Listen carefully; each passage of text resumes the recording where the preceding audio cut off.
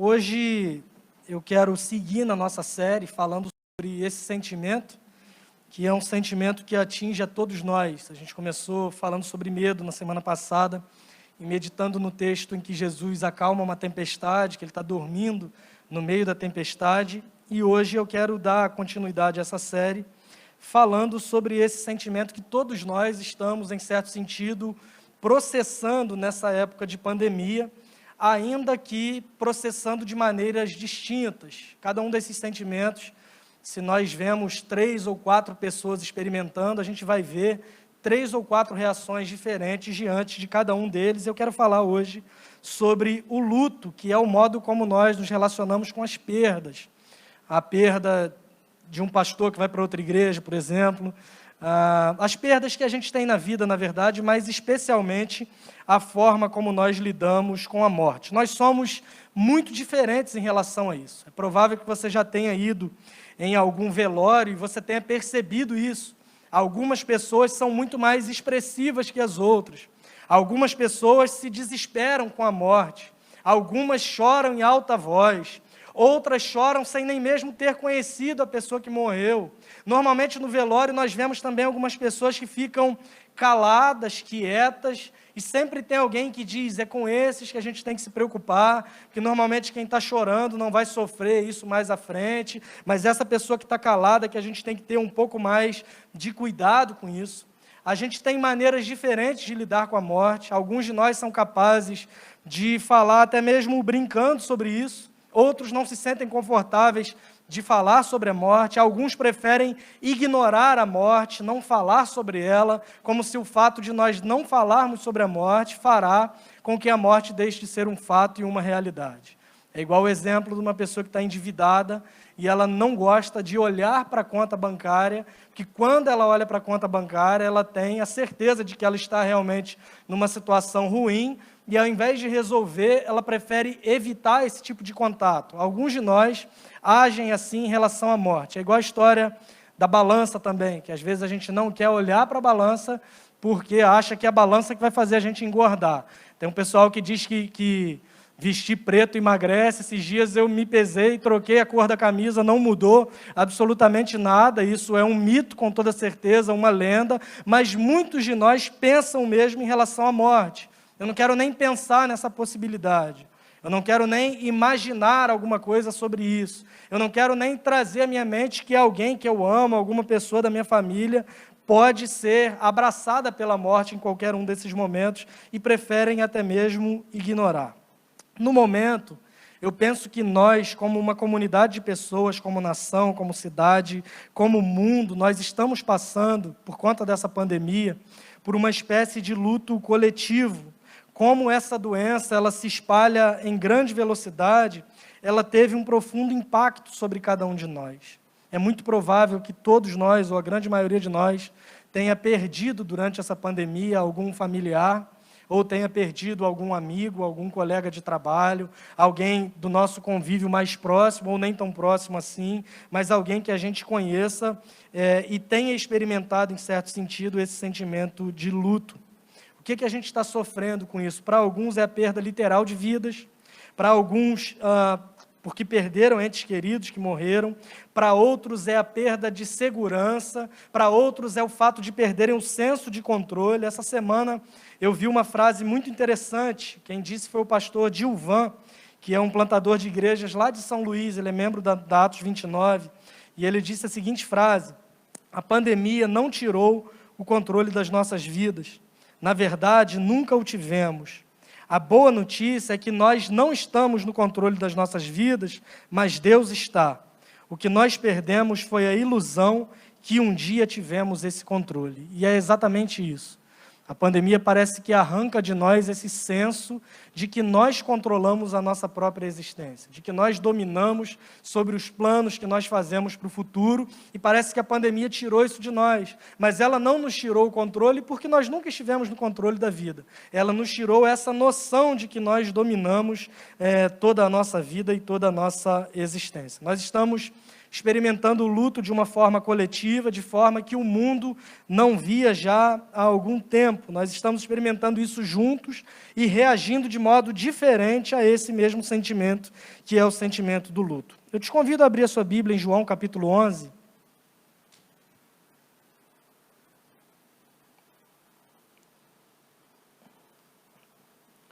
Se alguém sentir no coração de buscar uma caneca d'água lá para mim, só se sentir no coração mesmo e puder. Deus vai levantar alguém. Vai pedir o pai se pode ir lá buscar a caneca. João capítulo 11, a gente vai ler todo o capítulo. Nesse texto de hoje, nós vemos Jesus entrando no meio de uma família que está em luto. Essa história do Evangelho de João, ela fala dessa tristeza, dessa perda, e nos mostra como Jesus responde a esse sentimento de luto. E eu quero conversar com você sobre essa história, enquanto a gente pede a Deus para que nos ensine verdades interessantes por meio dela. A gente vai ler todo o capítulo 11 de João. Aliás, a gente vai ler do primeiro verso até o verso 44, mais ou menos, e a gente vai caminhando por esses versículos. Então, se você puder, mantenha sua Bíblia aberta, que a gente vai caminhando e conversando sobre eles. Antes disso, eu queria te situar um pouco no contexto do que está acontecendo aqui. Antes de João 11, nós temos o capítulo 10 de João, e nele, Jesus ele faz algumas afirmações importantes sobre quem ele é. Jesus está dizendo sobre a sua identidade, sobre quem ele é, e a partir disso, a multidão interpreta as suas declarações como sendo uma blasfêmia. Eles estão dizendo que Jesus está advogando para si atributos que ele não tem, e tentam então apedrejá-lo, tentam prendê-lo, e diante dessa tentativa da multidão apedrejá-lo e prendê-lo, ele se retira e vai para o outro lado do Jordão, para além do Jordão, como vai dizer o texto, e é exatamente lá, quando ele está nesse lugar, que ele fica sabendo sobre a doença do seu amigo Lázaro. A gente vai ler a partir do verso 1, João capítulo 11, diz o seguinte: um homem chamado Lázaro estava doente. Ele era de Betânia, da aldeia de Maria e de sua irmã Marta. Essa Maria, cujo irmão Lázaro estava doente, era a mesma que ungiu o Senhor com perfume e lhe enxugou os pés com seus cabelos. Por isso, as irmãs de Lázaro mandaram dizer a Jesus: aquele que o Senhor ama está doente. Ao receber a notícia, Jesus disse: essa doença não é para a morte, mas para a glória de Deus, a fim de que o Filho de Deus seja glorificado por meio dela. Ora, Jesus amava Marta e a irmã dela, e também Lázaro. Quando soube que Lázaro estava doente, ainda se demorou 2 dias no lugar onde estava. Depois disse aos seus discípulos: vamos outra vez para a Judeia. Os discípulos disseram: mestre, ainda há pouco os judeus queriam apedrejá-lo, e o Senhor quer voltar para lá? Jesus respondeu: não é verdade que o dia tem 12 horas? Se alguém andar de dia, não tropeça, porque vê a luz desse mundo. Mas se andar de noite, tropeça, porque nele não há luz. Tendo dito isso, acrescentou: nosso amigo Lázaro adormeceu, mas vou para despertá-lo. Então os discípulos disseram: Senhor, se dorme, estará salvo. Jesus falava da morte de Lázaro, mas eles pensavam que tivesse falado do repouso do sono. Então Jesus lhes disse claramente: Lázaro morreu. Por causa de vocês, me alegro de que eu não estivesse lá, para que vocês possam crer, mas vamos até ele. Então Tomé, chamado Dídimo, disse aos outros discípulos: vamos também nós para morrer com o Mestre. Vamos orar? Deus, obrigado pela leitura da Tua palavra, e a gente pede que o Senhor a aplique aos nossos corações e fale conosco por meio do Teu Espírito Santo que habita em nós. Essa é a oração que nós fazemos nesse momento, fazemos isso no nome de Jesus. Amém e amém. A gente se depara, então, com esse texto. O primeiro ponto que a gente consegue perceber nesse texto... Obrigado, Pablo. Especificamente falando sobre a morte, sobre a situação de Lázaro, a gente consegue perceber de modo muito direto o seguinte: mesmo pessoas que são amadas por Jesus adoecem e morrem. Lázaro, o texto bíblico vai dizer que ele era uma pessoa a quem Jesus amava.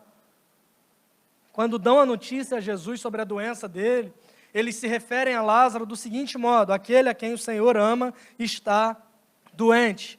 Esse homem não só fica doente, como também vem a morrer. E isso nos deixa muito claro, na primeira leitura que a gente faz, que ser amado por Deus não nos garante isenção de sofrimento. Ser amado por Deus não nos garante que nós não enfrentaremos sofrimento na vida. E talvez você já pense de cara, poxa, mas me falaram que seguir a Jesus é deixar de sofrer. Me falaram que se eu vou até Cristo, eu não experimento mais sofrimentos ou dificuldades na vida. E eu quero te dizer, simplesmente, que se te pregaram isso em algum momento, te enganaram. Se a gente olha por toda a trajetória bíblica, nós vamos ver homens e mulheres de Deus, usados por Deus, amados por Deus, chamados por Deus para um propósito bem definido, e nenhum deles se viu livre disso que nós chamamos que é sofrimento. Para piorar um pouco mais, quando a gente olha para esse texto, nos dá a impressão de que Jesus, além de não garantir uma isenção de sofrimento para aqueles a quem Ele ama, nos dá a impressão que Jesus também parece não ter pressa.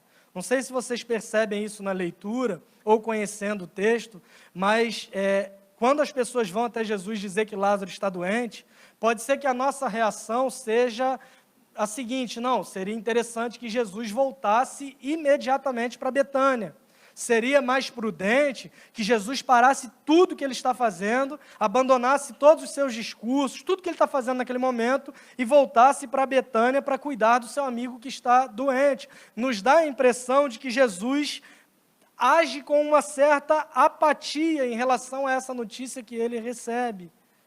Mas, na verdade, se a gente olha para todo o texto, a gente vai perceber que não é uma questão de apatia, mas é uma questão de confiança. Ele fica ainda 2 dias antes de encontrar com a família, mas essa é uma percepção que nós temos às vezes também.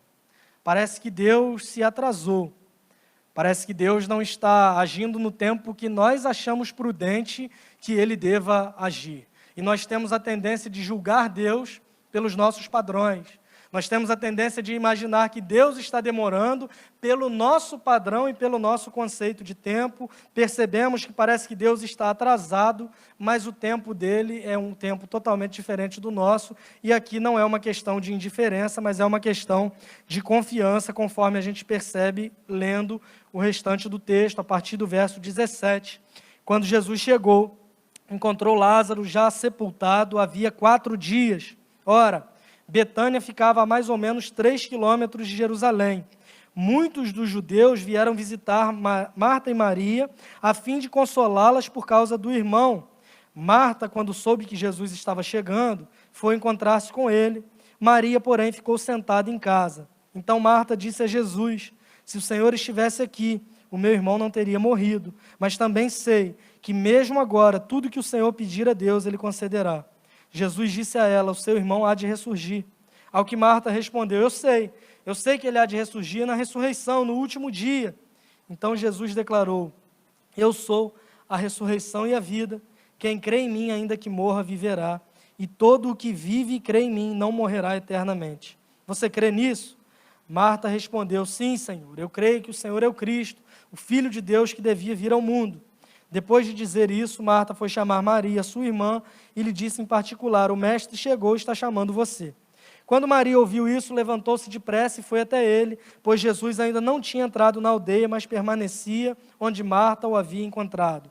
Os judeus que estavam com Maria em casa e a consolavam, vendo-a levantar-se depressa e sair, seguiram-na pensando que ela ia até o túmulo para chorar. Quando Maria chegou ao lugar onde Jesus estava, ao vê-lo, lançou-se aos seus pés, dizendo: se o Senhor estivesse aqui, o meu irmão não teria morrido. Quando Jesus viu que ela chorava, e que os judeus que a acompanhavam também choravam, agitou-se no espírito e se comoveu, e perguntou: onde vocês o puseram? Eles responderam: Senhor, venha ver. Jesus chorou. Então, os judeus disseram: vejam o quanto ele o amava. Mas alguns disseram: será que ele, que abriu os olhos ao cego, não podia fazer com que Lázaro não morresse? Esse é o cenário de luto que Jesus está experimentando. Esse é o cenário de luto que chega naquela família, e Jesus, de repente, quando ele chega na cidade de Betânia, ele se depara com essa cena de tristeza, de luto e de perda. É interessante, se você olhar para esse texto, você vai ver que Maria fica em casa e Marta é quem vai ao encontro de Jesus. Numa situação de luto, algumas vezes parece que as coisas se invertem. Se você olhar por todos os evangelhos, Como, por exemplo, quando Jesus vai até a casa dessa família, você vai perceber que Marta era aquela mulher que estava agitada com as coisas de casa. Era aquela mulher que estava querendo resolver todas as coisas, cuidar da sua casa, enquanto Maria era aquela que se preocupava em estar aos pés de Jesus.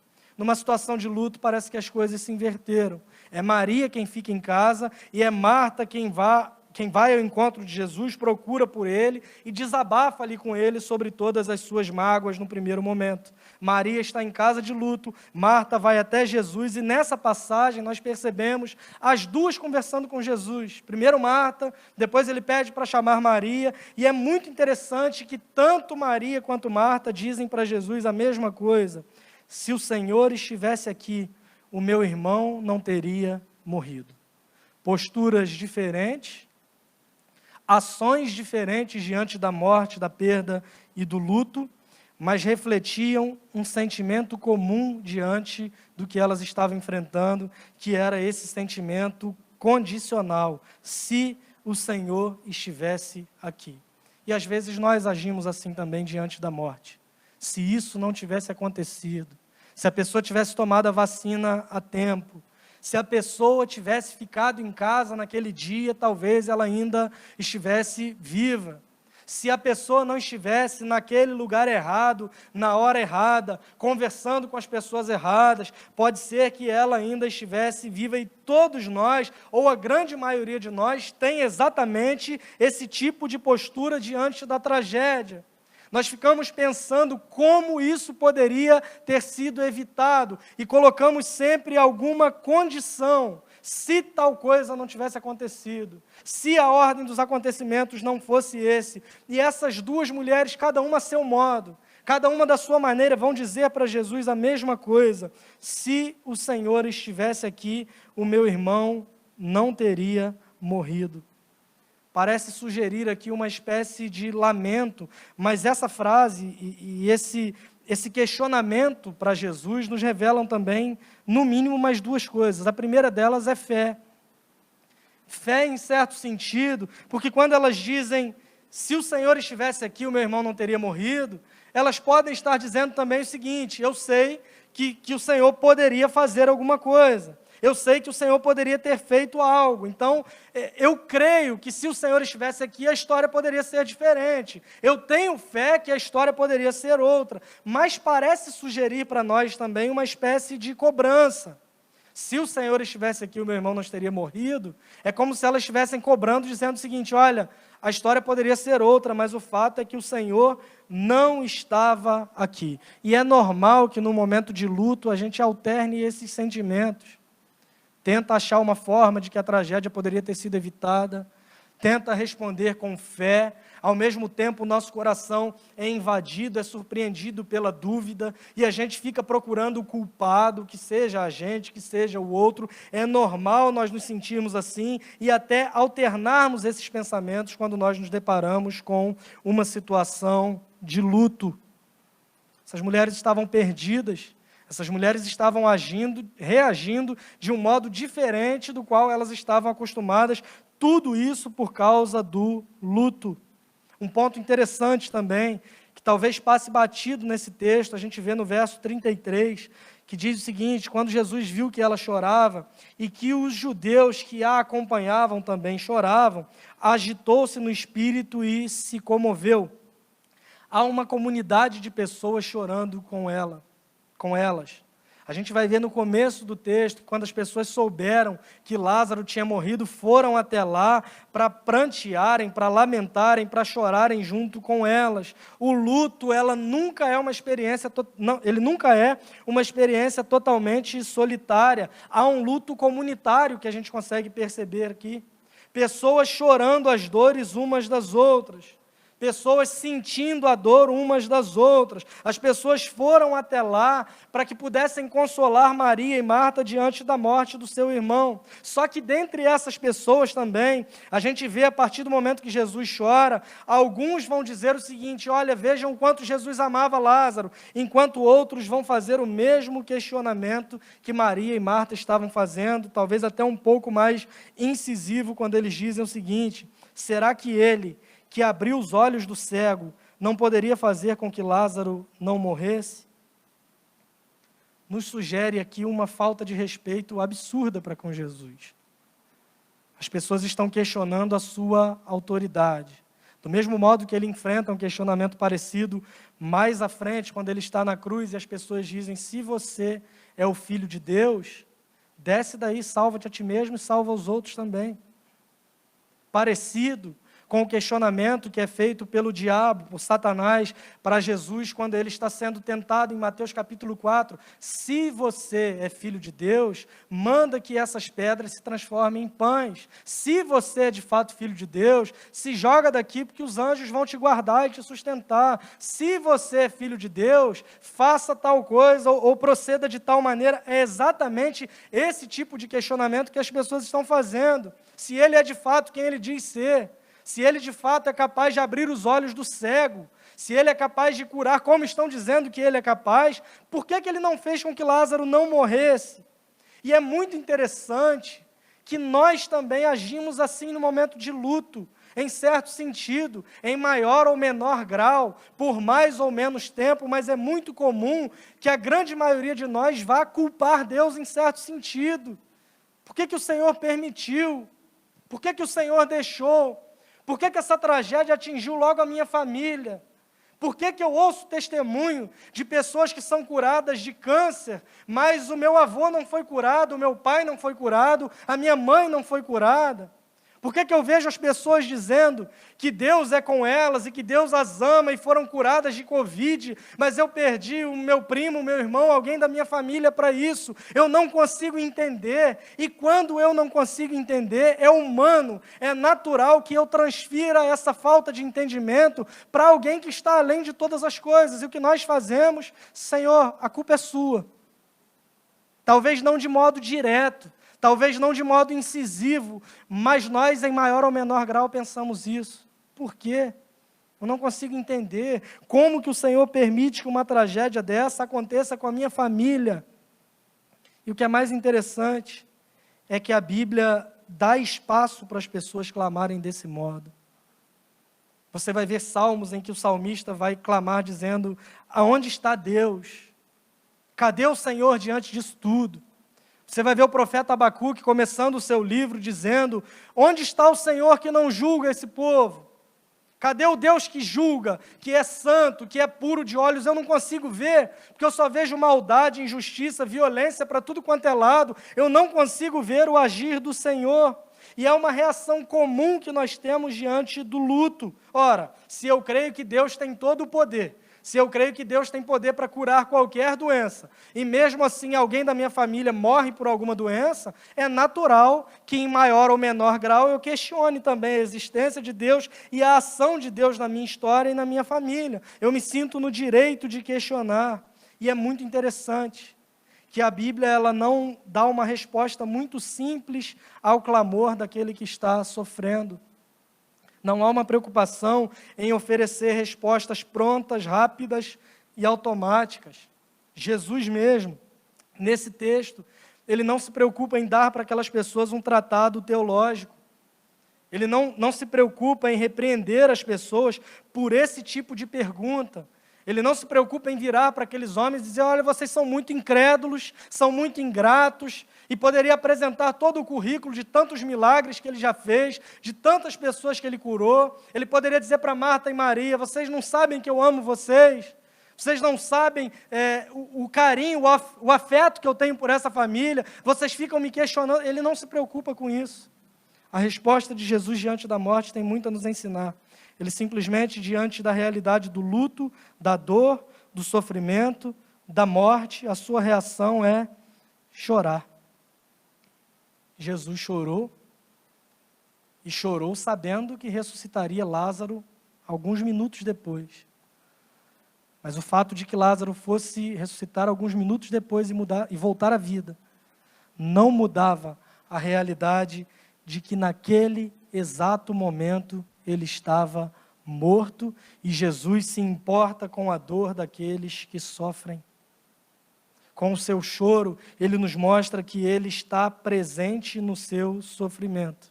Ele nos mostra que a sua preocupação diante do luto não é fornecer respostas prontas e grandes conceitos teológicos, não. Ele simplesmente quer demonstrar para aquelas pessoas o seguinte: no momento de maior dor, tragédia, luto, sofrimento e tristeza, a minha presença é o que vai sustentar cada um de vocês. A gente sabe, quando a gente perde um familiar, um ente querido, as pessoas vêm tentando consolar e falam um monte de coisas que a gente nem consegue se lembrar depois, porque naquele momento a gente perde um pouco a capacidade de raciocinar sobre algumas coisas, mas a gente se lembra com toda certeza daquelas pessoas que se fizeram presentes, que nos abraçaram, que demonstraram afeto e que demonstraram se importar com a nossa dor nesse momento de luto. A gente vê a compaixão de Jesus. Se a gente olha por todo o texto, a gente vai perceber o afeto, o sentimento que Jesus tinha em relação a essa família. No verso 3, quando ele recebe a notícia da doença, dizem: aquele a quem o Senhor ama está doente. O verso 5 vai nos deixar muito claro que Jesus amava aquela família. O verso 33 nos mostra que ele ficou comovido e agitado no espírito quando viu o corpo. O verso 35 nos diz simplesmente que ele chorou diante da morte. Jesus não é indiferente à dor do luto, mas ele chora e se compadece. Nós estamos diante agora de Jesus, o que é a palavra, o verbo vivo de Deus, aquele por meio do qual os mundos foram feitos. Ele está agora diante do túmulo do seu amigo e ele simplesmente chora. Nós terminamos há algumas semanas a série O Quinto Evangelho, encontrando Jesus em Isaías, e nós lemos em Isaías 53 uma descrição de Jesus como sendo um homem de dores e que sabe o que é sofrer. Quando Jesus se encontra em meio ao luto, a reação dele é sofrer com aqueles que estão enlutados. E o cenário é esse: Jesus está de luto. Só que nesse caso, de forma muito específica, a história não vai parar por aí, mas ele também se prepara para ter uma ação, uma atitude. João Calvino, ele comentando esse texto, ele vai dizer o seguinte: Cristo não vem ao túmulo como um espectador ocioso, mas como um lutador se preparando para uma competição. Jesus chega ao túmulo, nesse caso específico, não simplesmente para observar que um homem tinha morrido, mas se preparando para lutar ali contra a própria morte. Ele chega ao túmulo e ele pede para que a pedra seja removida, para protesto de Marta, conforme a gente vê no verso 39. Então Jesus ordenou: tirem a pedra. Marta, irmã do falecido, disse a Jesus: Senhor, já cheira mal, porque está morto há 4 dias. Jesus já havia dito para ela: seu irmão vai ressuscitar. E ela responde o quê? Não, eu sei que ele vai ressuscitar no último dia, no juízo final, os mortos vão ressuscitar e eu sei que ele vai ressuscitar também. E Jesus diz para ela: não, eu sou a ressurreição e a vida, aquele que crê em mim, ainda que esteja morto, viverá. Você crê nisso? Ela responde: sim, eu creio que o Senhor é o Cristo, o Filho de Deus que deveria vir ao mundo. E agora Jesus está dizendo: tirem a pedra, Lázaro vai voltar à vida. E aquela mulher está dizendo: Senhor, já cheira mal, não tem necessidade de fazer isso, não precisa fazer isso. Mas a gente sabe o fim da história, que com o poder da sua palavra, Jesus ressuscita Lázaro dos mortos. A gente consegue ver nesse texto que ser amado por Jesus não nos isenta de dor. A gente consegue ver nesse texto que Jesus se preocupa com a nossa dor, está presente no nosso sofrimento e no nosso luto. E nesse cenário, a gente consegue enxergar aqui também que mesmo em meio ao luto, nós podemos ter esperança. Jesus havia dito lá no início que essa doença não levaria à morte, mas levaria à glória de Deus, porque ele sabe que a morte não tem poder sobre aquele que crê nele. A fé cristã é uma fé que coexiste com a dor. A fé cristã é uma fé que coexiste com o luto e o sofrimento, mas é uma fé que em momento algum perde a esperança, porque crer em Cristo nos diz de modo muito claro que a morte não tem a palavra final sobre nós. Embora seja uma realidade presente, embora seja algo totalmente perceptível no nosso mundo, não é a morte que tem a palavra final sobre aqueles que creem em Jesus. E a mensagem do Evangelho é exatamente sobre isso. O homem criado perfeito, mas que pecou e está agora separado de Deus. A boa notícia é que Deus providencia um meio para a redenção, para salvar esse homem, e isso se dá por meio da cruz e da ressurreição. A cruz e a ressurreição. A cruz que nos mostra a certeza da morte e a ressurreição que nos mostra a vitória de Jesus sobre ela. A cruz que é onde Jesus entra na dor e no sofrimento do mundo. A cruz que é onde Jesus experimenta o luto, a dor, o abandono e a profundidade da morte. Mas a fé cristã e o Evangelho é também sobre a ressurreição, onde Jesus destrói o poder da morte, porque ela está agora sob o domínio daquele que a venceu e que venceu sobre todas as coisas por meio da sua ressurreição. Por isso Paulo vai dizer aos Coríntios, que se não cremos que Jesus ressuscitou, a nossa fé é vã e a nossa pregação não faz o menor sentido. Crer na ressurreição é entender que Ele venceu a morte e oferece agora de graça vida e vida em abundância. Ele oferece vida eterna a todos os que creem nele. Em tempos de crise, irmãos, em tempos como esses que a gente está vivendo, em que as coisas estão de pernas para o ar e sentimos a ameaça da morte diante de nós, em tempos como esses, quando somos abalados pelo luto, a única coisa que pode nos trazer esperança de volta é a mensagem do Evangelho e precisamos nos lembrar dele o tempo inteiro. Recebemos más notícias todos os dias, telejornais, sites de internet, grupos de WhatsApp, amigos, vizinhos, familiares. A morte é uma realidade muito presente hoje e a gente ouve o tempo inteiro sobre más notícias. A gente deveria seguir o conselho de Jeremias em Lamentações, que diz o seguinte: eu quero trazer à memória aquilo que me dá esperança, e a única coisa que pode nos encher de esperança, mesmo em uma era marcada pelo luto, é a mensagem do Evangelho de Jesus Cristo, porque ele mostra que, embora a morte seja uma realidade terrível e presente, ele nos mostra também que existe um que é maior do que a morte, e a morte não tem a palavra final, mas Jesus tem a palavra final sobre todas as coisas. A cruz nos lembra que Jesus está conosco, que sofre conosco, que entra nas dores do mundo, e a ressurreição nos lembra que mesmo o nosso sofrimento, a nossa tristeza e o nosso luto não são sem esperança, porque um dia todo sofrimento terá fim. Se a nossa teologia, se a nossa pregação se baseia somente na cruz, nós perdemos a esperança e a alegria do Evangelho, porque a ressurreição é o que traz isso para nós. Se a nossa mensagem se baseia somente na ressurreição, a gente não consegue entender e lidar com o sofrimento. Por isso que a gente precisa de ambas as realidades, a cruz e a ressurreição. A cruz nos mostrando que a morte é uma realidade, e é uma realidade terrível e presente. E a ressurreição que nos mostra que Jesus venceu sobre ela, e ela não tem a palavra final sobre as nossas vidas. Quero concluir de modo muito prático, apresentando a partir desse texto algumas sugestões sobre como nós, enquanto cristãos, devemos lidar com essa realidade do luto, que é uma realidade muito presente nos nossos dias hoje. A primeira delas, ore. Maria e Marta levaram a situação até Jesus. Mesmo antes que Lázaro tivesse morrido, a oração para elas não foi o último recurso, como é para alguns de nós às vezes. Tentamos de todos os modos, de todas as maneiras, de todos os jeitos. E aí, quando não há mais solução, ao nosso ver, o que a gente faz? Ora. Essas mulheres nos ensinam que antes da gente chegar nesse último recurso, nós podemos apresentar as nossas dificuldades a Deus em oração. E essa é a primeira sugestão que eu queria te dar diante do luto. Ore. Fale com Deus, apresente a Ele o que te amedronta. A gente falou semana passada sobre medo, a gente vai falar ao longo dessa série sobre ansiedade, ira, uma série de coisas.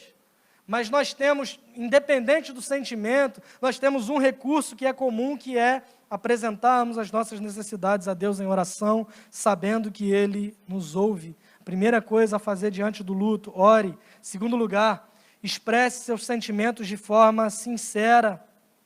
Marta e Maria dizem para Jesus que se ele estivesse lá, elas não estariam passando por isso. As pessoas que consolavam aquelas mulheres se perguntavam se Jesus, que curou os cegos, não teria sido capaz de impedir que Lázaro morresse. Jesus te ouve e se compadece da sua dor. Nos momentos de luto, de tristeza, Ele não vem com repreensões baratas, mas Ele sofre com aqueles que choram. Ele está presente no nosso luto, na nossa dor. Portanto, não se preocupe, expresse a Ele os seus sentimentos de modo sincero. Terceiro lugar, busque apoio nos teus amigos. Havia uma comunidade de pessoas chorando junto com aquelas mulheres. A dor da família é dividida entre os amigos, dentre os quais estão agora também Jesus e os seus discípulos. E essa é uma ordem para nós enquanto cristãos. Paulo, escrevendo aos Romanos, vai dizer: alegrai-vos com os que se alegram e chorai com os que choram. É nosso dever sentir a dor do outro, é nosso dever compartilhar as nossas dores, sofrermos uns pelos outros, porque nós somos família, nós somos parte de um povo que é o povo de Deus. Do contrário, não faria sentido estarmos juntos aqui. Isso aqui seria uma mera reunião religiosa comunitária. O conceito, o propósito de ser igreja é exatamente esse: pessoas diferentes, distintas, que torcem para times diferentes, que votam em partidos diferentes, que têm trabalhos e vocações diferentes, mas que quando se juntam refletem a beleza da unidade que é o corpo de Cristo, sendo expresso por meio da diversidade, mas ao mesmo tempo de um modo muito misterioso, que nós não conseguimos explicar. Essa diversidade de dons, de pensamentos, de entendimentos, formam uma unidade que é o corpo de Cristo, no qual o Espírito Santo habita. Ore, expresse seus sentimentos, busque apoio nos teus amigos e na tua família espiritual, que é a tua igreja. Outro conselho, olhando para esse texto: creia no Evangelho, a mensagem da cruz e da ressurreição que nos fazem descansar. Só que aí você me diz: mas nesse texto é mais fácil, porque Lázaro voltou a viver. E no meu caso eu enfrentei luto, sofrimento, tristeza e dor, e a pessoa não voltou a viver. Então, no caso deles, a história teve um final feliz, no meu caso, não.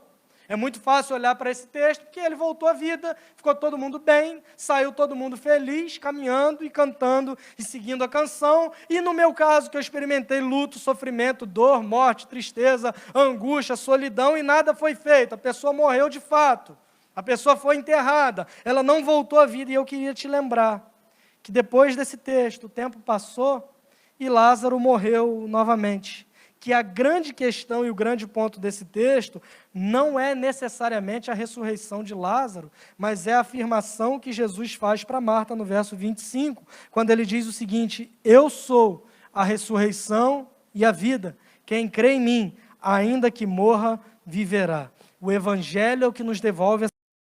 Porque, embora a cruz nos aponte que a morte é uma realidade, a ressurreição nos garante que a morte não tem a palavra final. Ore, expresse seus sentimentos de forma sincera, busque apoio nos seus amigos, creia no Evangelho e, por último, use a tua dor para consolar o outro. Paulo, escrevendo aos Coríntios, na segunda carta, primeiro capítulo, do verso 3 ao verso 7, ele vai dizer o seguinte: bendito seja o Deus e Pai de nosso Senhor Jesus Cristo, o Pai de misericórdias e Deus de toda consolação. É Ele que nos consola em toda a nossa tribulação, para que pela consolação que nós mesmos recebemos de Deus, possamos consolar os que estiverem em qualquer espécie de tribulação. Porque assim como transbordam sobre nós os sofrimentos de Cristo, assim também, por meio de Cristo, transborda o nosso consolo. Se somos atribulados, é para o consolo e a salvação de vocês. Se somos consolados, é também para o consolo de vocês. Esse consolo se torna eficaz na medida em que vocês suportam com paciência os mesmos sofrimentos que nós também suportamos. A nossa esperança em relação a vocês é sólida, sabendo que assim como vocês são participantes dos sofrimentos, assim também serão participantes da consolação. E nós somos convidados hoje a conhecermos o consolo e o conforto que só podem vir de Deus. E ao mesmo tempo em que recebemos isso, nós somos convidados hoje também a compartilharmos isso com outros que também estão sofrendo. Que você conheça Jesus, que você leve a Ele teus sofrimentos, que você seja sincero nas tuas orações, que você conte com o apoio de uma comunidade que chora o teu choro contigo, porque isso é ser igreja. Que você creia no Evangelho e que você tenha capacidade de usar a dor que você sente hoje para que o teu irmão e o teu próximo sejam consolados por meio da misericórdia e da graça de Deus. Que assim seja, para a honra do nome de Jesus. Vamos orar.